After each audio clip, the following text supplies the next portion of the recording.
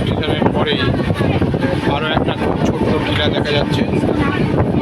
আপনারা দেখতে পাচ্ছেন সূর্যের আলো অনেক কমে এসেছে, যে কারণে অস্পষ্ট দেখা যাচ্ছে।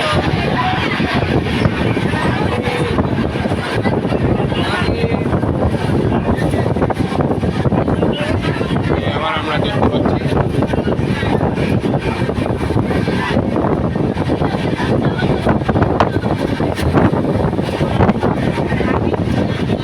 মেঘের একটা আস্তরণ জমা হয়েছে, এই জন্য একটু অস্পষ্ট দেখা যাচ্ছে। ছোট্ট টিলা, কিন্তু প্রাকৃতিক সৌন্দর্য খুব সুন্দর। আপনারা